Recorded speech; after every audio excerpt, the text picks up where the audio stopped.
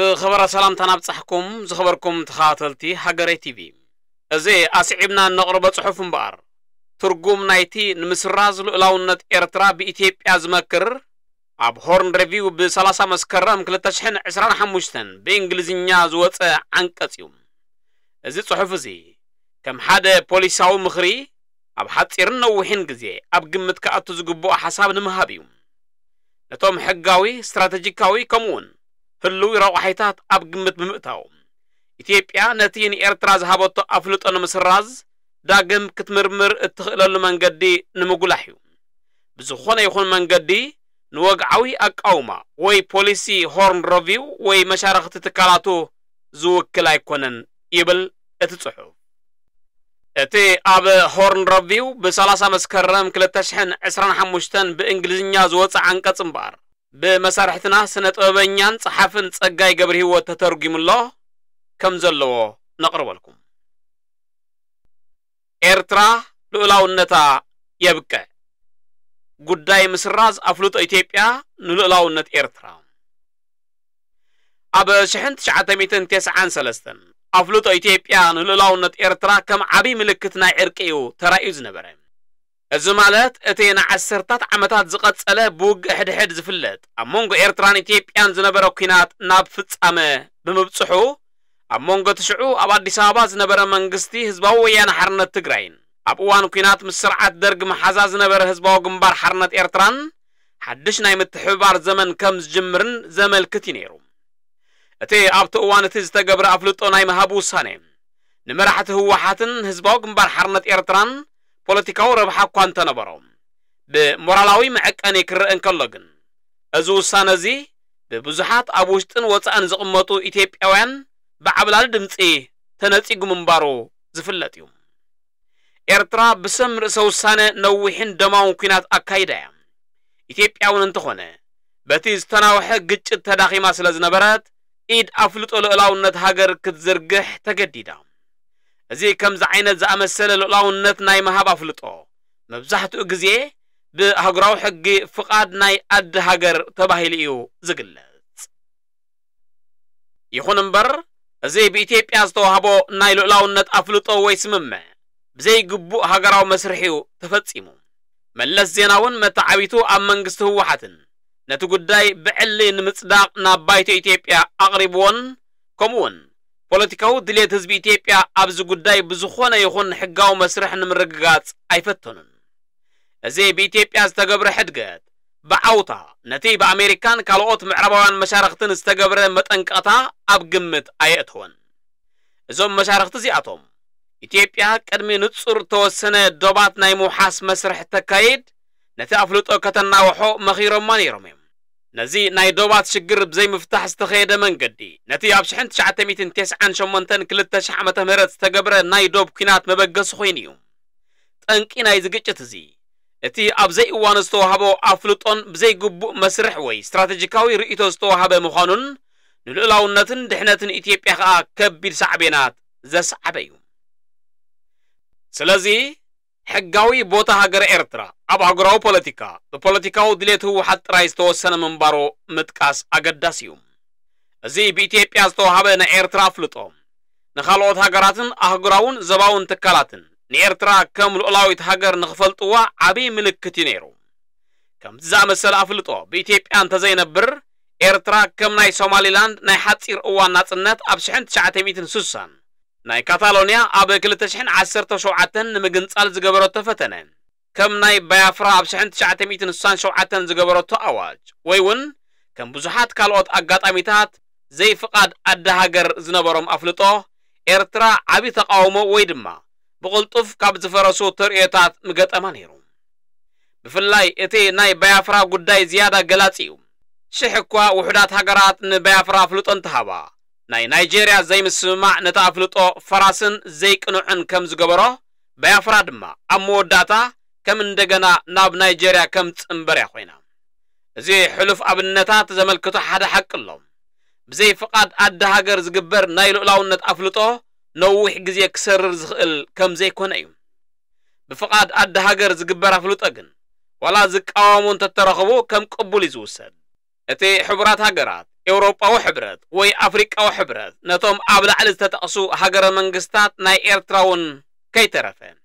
ኣብቲ ኣፍልጦ ናይ ኣዲ ሃገር ምርኩስ ዝገበረ እዩ ነይሩ ስለዚ ከምዚ ዝኣመሰለ ብዙሕ ድግምጋም ኣህጉራዊ ኣሰራርሓ ነቲ ኢትዮጵያ ዝሃበቶ ኣፍልጦ ናይ ልኡላውነት ኤርትራ ወሳኒ እዩ ነይሩ እዚ ውሳነ እዚ ንኤርትራ ካብ ናይ ደባይ ተዋጋኢት ሃገር ናብ ብዓለም ደረጃ ትፍለጥ ሃገር ንኽትከውን ወሳኒ ረቑሒ እዩ ነይሩ ድሕሪ 30 ናይ ናጽነት ዓመታት ግን እቲ ፈለማ በቲ ኣፍልጦ ዝተደረኸ ብሩህ ተስፋ ብኸቢድ ከም ዝጽልምት ኮይኑ እዩ ኤርትራ ብዝኾነ ይኹን መዐቀኒ ሓላፍነት ስማዕ ጎረቤት ወይ ከዓ ትርጉም ዘለዎ ዝሰርሕ መንግስቲ ክትውንን ኣይከኣለትን እኳ ደኣ ንኸባቢ እትርብሽን ጠንቂ ዘይምርግጋእ እቲ ኸባብን ኮይና ኣላ ንድሕነትን ዕቤትን ኢትዮጵያ ኣብ ምዕጋት ኣበርክቶ ትገብር ኣላ ምስ ከም ግብፂ ዝኣመሰሉ ተጻረርቲ ሓይልታት ብምስላፍ ንኢትዮጵያ ተጽዕኖኣን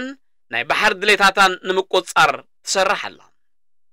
እዚ ከም ዝኣመሰለ ናይ ኤርትራ ጠባይ ሓደ ዓብይ ግን ከዓ ክጉሰ ዘይከኣል ሕቶ የልዕል እታ ኢትዮጵያ ልኡላዊት ሃገር ክትከውን ዝፈለጠታ ሃገር ናብ ብኹሉ መዐቀኒ ዘይትሰርሕ ሃገርን ናብ ጠንቂ ዘይምርግጋእን ደረት ዘይብሉ ጽልእን እንተተለዊጣ ኢትዮጵያ ኣፍልጦኣ ንዘይተወሰነ ግዜ ክትቅጽሎ ትጽቢት ይግበረላ ድዩ ከም ዝኣመሰለ ሕቶ ምልዓል ሕጋውን ስትራቴጂካውን መሰረት ዘይብሉ ይኮነን ሓንቲ ሃገር ልኡላዊት ሃገር ንኽትከውን ዝውሃብ ኣፍልጦ ኣብ ወሃቢ ዝምርኮስ ስራሕ እዩ ንዘይተወሰነ ግዜ ዝውሃብ ወይ ዘይስረዝ ኣይኮነን ኣህጉራዊ ሕጊ ሓንቲ ሃገር እቲ ፈለማ ኣፍልጦ ንኽወሃባ ዘገደደ ኩነታት እንተተቐይሩ ኣፍልጦኣ ክቕጽል ኣይገድድን እዩ ታሪኽ ነዚ ኣተኪሩ ብዙሕ ቅድመ ኣብነታት ኣለዎ ናይ ታይዋን ናብ ህዝባዊ ሪፐብሊክ ቻይና ዝተገብረ ናይ ዲፕሎማስያዊ ለውጢ ምፍራስ ኣፍልጦ ምብራቕ ጀርመን ድሕሪ ምጽምባር ናብ ምዕራብ ጀርመን ወይ ምስሓብ ኣፍልጦ ኣብ ልዕሊ ዝፈረሱ ስርዓተ መንግስታት ኣብ ልዕሊ ብግቡእ ከም ሃገራት ምግልጋል ዘቋረጹን ተጻበእቲ ስርዓታትን የጠቓልል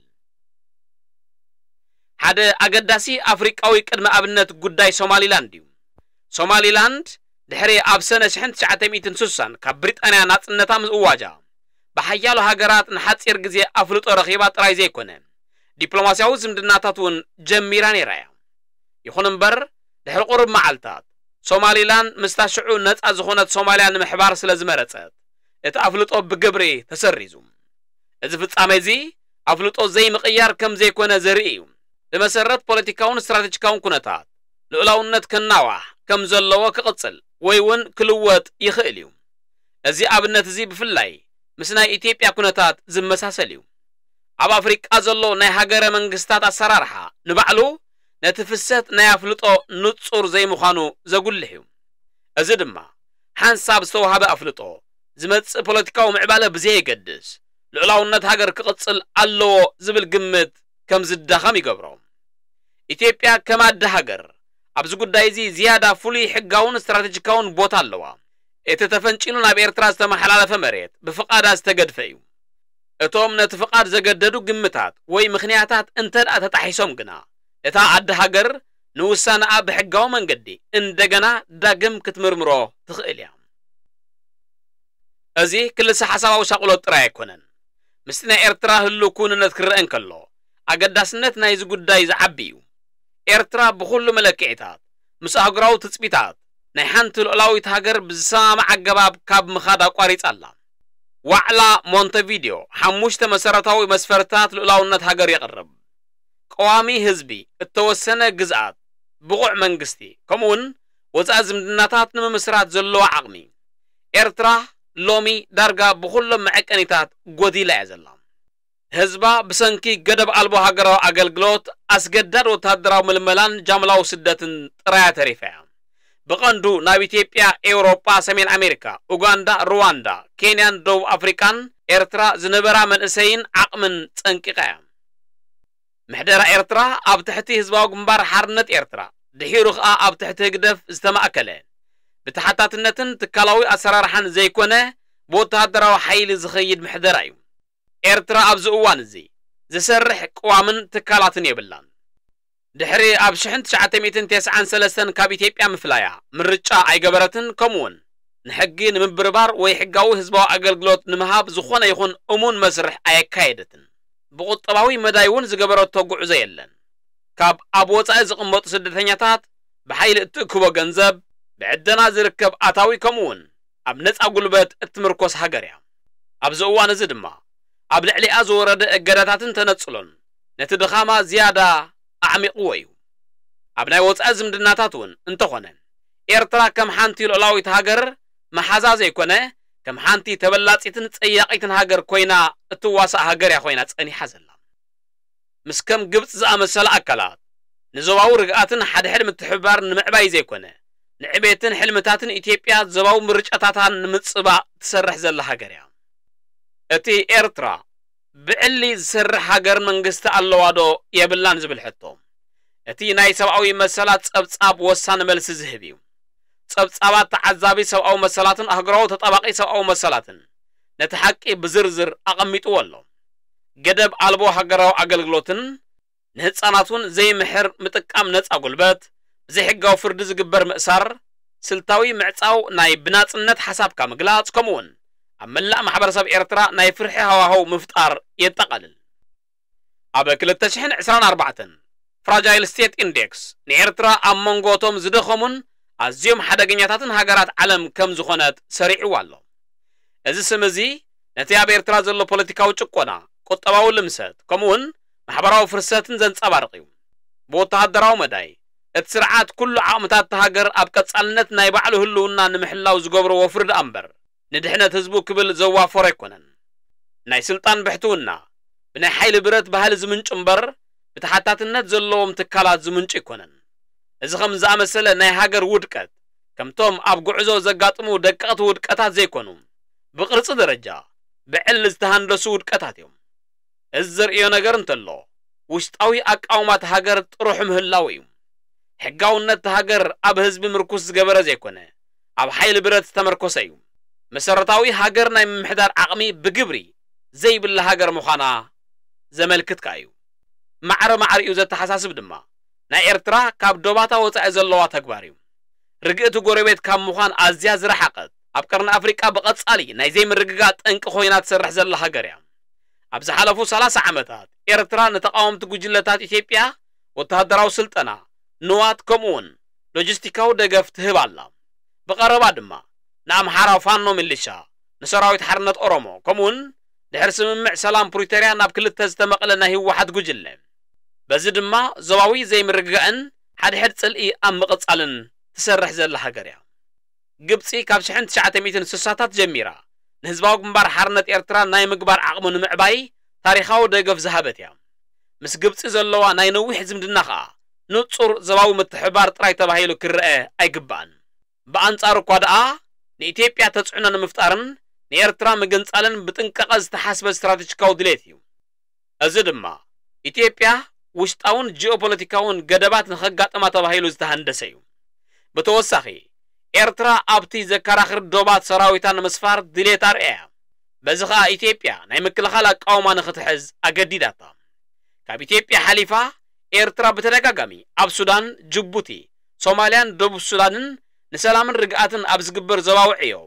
ብነጥፈት ተጻባኢ መርገጺ ወሲዳ እያ بجبري بزي علاو منجدي إرترا رئيسها كم أنصار هاجر منجستي بفلايكا أنصار إثيوبيا خوينا بمسرح كم زباوي تواسعيد كوين كمسرح أنصار غربابتا تتصرار مرقص بموساد بغتصالي نوشت أو دحنتن قطباو عبيتن كمون زفح استراتيجيكاو دليتات إثيوبيا كتعقد ثاني حياة بحقاو منجد خرقن كالو ازي أبايتا تفتير زلو كونتات ኢትዮጵያ አፍሉጥ አን ኤርትራ እንደገና ንኽትሐስበሉ ዘኽእል አዕጋብ ዝኾነ ባይታ ይህባ እቶም ንሃገረ መንግስት ኤርትራ አፍሉጦ ከውህብ ዘገደደ ኩነት ሕጂ አባይታ ጨሪሶም የለውን ኤርትራ ነቶም ምስ አፍሉጦ አዝመጹ ግብራውያንን ሞራላውን ትጽቢታት ጥሒሳቶም ያ ንረብሓ ኢትዮጵያ ጥራይ ዝጎድእ ዘይኮነስ ንሰፍሕ ህዝባዊ ምርጋውን ዝጎድእ ተግባራት ኣብ ምግባር ተዋፊራ እያ ዘላ ወላኳ ኤርትራ ከም ስማዊት ሃገር ክትቅጽል እንተኸኣለት ኢትዮጵያ በሕጋው መትከላትን ስትራቴጂካዊ አድላይነትን ምርኩስ ብምግባር አፍሉጥ ኤርትራን ምስራዝ ልዕላው ስልጣን ኣለዋ በስትራቴጂካው አራያ ምስራዝ አፍሉጦ ነታ ንረብሓ ካልኦት ንምርዋይ ተጻባኢ ክድምና ትገብር ሃገረ መንግስቲ ዘይሕጋዊት ክገብራ ይኽእል እዩ ከምኡን ልዕላውነት ሓላፍነት ዘሰክም ምዃኑ ምልክት ዝህብ እዩ ከምኡውን ኢትዮጵያ ኣብ ልዕሊ እቶም ኣብ ኣከራኻሪ ዶባት ዘለዉ ዝተነጸሉ ምስ ከማይ ህዝቢ ክሓብር እየ ዝብል ድሌት ዝሓዙን ኣብ ተነቃፊ ቦታታት ዝሰፈሩን እንደገና ወፍርን ምክያድ ክኽእል እዩ ብሰፊሑ ልዕላውነት ክስከሞ ዘለዎ ሓላፍነት ዳግም ዘዘኻኽርን ልዕላውነት ምህላው ብፍላይ ሓንቲ ሃገር ንጭቆና ዘይምርግጋእ ከምኡውን ንቐጻሊ ምትእታው ኣብ ጉዳያት ጎረባብታ መሳርሒ እንተዳ ኮይና ሕጋውነት ዘውህብ ባይታ ከም ዘየሎ ዝሕይል መርገጽ እዩ ምስራዝ ኣፍልጦ ንስም ጥራይ ዝግበር ኣይኮነን ወላ እኳ ናይ ኤርትራ ሃገረ መንግስቲ ብቕጽበት ክእለ ዝኽእል እንተዘይኮነ ኤርትራ ኣብ ቀርኒ ኣፍሪቃ ዘለዋ ቦታ ክልወጥን ዞባዊ ምምዕራይ ከስዕብን ይኽእል እዩ ኣብ ታሪኽ ምስራዝ ኣፍልጦ ብዛዕባ ዶባት ጽልዋታትን ናይ ምሕደራ ጸገምን ዳግም ንምዝራብ ተጽዕኖ ንምፍጣር ከም ዲፕሎማሲያዊ መሳርሒ ከገልግል ዝጸንሐ እዩ ኣብ ምብራቕ ጀርመን ቅድሚ ዳግም ውህደት ምስ ምዕራብ ጀርመን ኣብ ፈለማ 1970ታት ናይ ፓኪስታን ቅድሚ ኩነታዊ ምትእሳር ምስ ባንግላዴሽ ከም ኣብነት ክጥቀስ ይከኣል ንኤርትራ ከም ዝኣመሰለ ስጉምቲ በይናዊ እትገብሮ ናይ መሬታዊ ግዝኣት ውሳኔን ልዕላውነትን ብፍላይ ናይ ኢትዮጵያ ናብ ባሕር ኣፍደገ ብዝምልከት ዝግበር ዝርርባት ዘይሕጋዊ ክገብሮ እዩ ኣብ ምፍታሕቲ ጉዳይ ኣህጉራዊ ደገፍ ንምርካብ ክህልዋ ዘለዎ ዓቕሚ እውን ክግድቦ እዩ ኣፍልጦ ሃገረ መንግስቲ ንነዊሕ እዋን ብምትዕጻፍ ዝትግበር ፖለቲካዊ መሳርሒ እዩ እዚ ኸኣ ኣብ ክልተ ንዝተገምዐ ዞባታት ናይ ዶባት ዝርርብ ወይ እውን ሓድሕድ መንግስታዊ ግጭት ብፍላይ ከዓ እታ ትፍለ ዘላ ባእታ ካብቲ ልዕላዊት ሃገር ክትገብሮ ዝግባእ ተጽቢት ምስ ትበኩር ንምጽላው ዝዓለመ እዩ ብስትራቴጂካዊ ኣረኣያ ናይ ኢትዮጵያ ምስራዝ ኣፍልጦ ንኤርትራ ካብ ሓንቲ ልእምቲ ዲፕሎማሲያዊ ኣፍልጦ ዘለዎ ሃገር ናብ ንጥፍቲ መሳርሒ ዞባዊ ፖለቲካዊ ሓይሊ ከሰጋግራ እዩ ኣብ ቀርኒ ኣፍሪቃ ከዓ ሚዛን ሓይሊ ዳግም ኣብ ምቕራጽን ኣብ ጉዳይ ቀርኒ ኣፍሪቃ ወሳኒ ተራ ኣብ ምጽዋትን ዕድላት ክህብ እዩ ነቐፍቲ ናይዚ ጉዳይ ብዘየዋላውል ተቃውሞ ከልዕል እዮም ብመሰረት መትከል ዩታይ ፖይስዴይተስ ዩሪስ ንውዕል መግዛእታዊ ዶባት ዝሕሉ መትከል ብምልዓል ኣንጻር ምስራዝ ልዕላውነት ኤርትራ ክከራኸሩ እዮም ቀጻሊ ኣባልነት ኤርትራ ኣብ ሕብራት ሃገራት ከም መረጋገጺ ሕጋውነት ክጠቕሱ ይኽእሉ እዮም ምስራዝ ናይ ኤርትራ ኣፍልጦ ንቐርኒ ኣፍሪቃ ናይ ዘይምርግጋእ ጠንቂ ከም ዝኸውን እውን መጠንቃታታት ክህቡ ይኽእሉ እዮም ይኹን እምበር እዚ ነቐፌታ እዚ ማይ ዘይዓቁርን ሙሉእ ብሙሉእ ካብ ምምርማሮም ነፃ እዮም ክበሃሉ ዝከኣሉ ይኮኑን ዩታይ ፖይስዴይተስ ነቶም ብቕኑዕ ዝሰርሑን ሓላፍነት ዝስምዖም ሃገረ መንግስታት ኣብ ግምት ዘእተወ እዩ ምፍራስ ኤርትራን ሕሱም ተግባራታን ካብቲ ስሩዕ ጉዳያት ናይቲ መትከል የውፅኣ እዩ ኣባልነት ሕብራት ሃገራት ንመዛኑ ዝወሃብ ኣፍልጦ እምበር ንውሽጣዊ ዓቕሚ መንግስታዊ ምሕደራዊ ወይ ሕጋውነት ኣይኮነን ኣብ ከባቢ ዘይምርግጋእ ክፈጥር ይኽእል እዩ ዝብል ሻቕሎት ምስቲ ኤርትራ ባዕላ ቀጻሊ ጠንቂ ናይ ዘይምርግጋእ ምዃናን ግጭት እውን ንደገ እትልእኽን ንዓመፅ እትድግፍን ንዕቤት ኢትዮጵያ እትዓግትን ምዃና ክመዛዘን ክኽእል ኣለዎ ኣብ መወዳእታ እቲ ኢትዮጵያ ኣብ 1993 ዝወሰደቶ ናይ ኣፍልጦ ውሳነ ንሰላምን ናይ ሓባር ምትሕጋዝን ካብ ዝነበረ ትጽቢት ዝነቐለ እዩ ይኹን እምበር እቲ ኤርትራ ብዝሓለፉ 30 ዓመታት ተርእዮ ዘላ ተግባር ነቲ ትጽቢት ናብ ዕዳ ከም ዝልወጥ ገይራቶ እያ ብሕጊ ኢትዮጵያ ኣፍልጦኣ ንኽትስሕብ መሰል ኣለዋ ብስትራቴጂካዊ ኣረኣያ ከምኡውን ትገብረሉ ብቑዕ ምኽንያታት ኣለዋ ኤርትራ ከም ሃገረ መንግስቲ ብግብሪ ፈሪሳ እያ ኣብቲ ዞባ ብንጥፈት ዘይምርግጋእ ንምፍጣር ትሰርሕ ንሕጋዊ ድሕነትን ዕቤትን ኢትዮጵያ ተዓግት ስለዚ ኣፍልጦ ክስረዝ ዝኽእል ናይ ሓንቲ ልዕላዊት ሃገር መሰል እዩ እዚ ልዕላዊ መሰል እዚ ኣብ ባይታ መሰረታዊ ለውጢ እንተዳ ኣጋጢሙ ንውሳኔኻ ዳግም እትምርምረሉ መሰል እዩ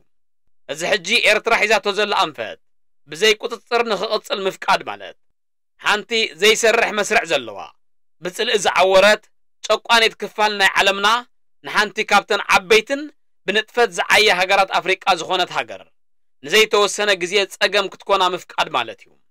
ምስራዝ ኣፍልጦ ናይ ሕጊ ስልጣን ምርኩስ ዝገበረ ስትራቴጂካዊ ኣተሓሳስባን መትከልን የድሊ በዚ ድማ ኢትዮጵያ ልዕላውነታን መጻኢያን ዳግም ክትረክብ ትኽእል ዝኸበርኩም ተኸታተልቲ ሃገራይ ቲቪ እምባርከስ ዝኽትከታተልዎ ዝጸናሕኩም ስፍሕ ዝበለ ጽሑፍ ኣብ ሆርን ሪቪው ዝተባህለ ዌብሳይት ዝወፀ ጽሑፍ ምዃኑ ክንሕብረኩም ንፈቱም ሰላም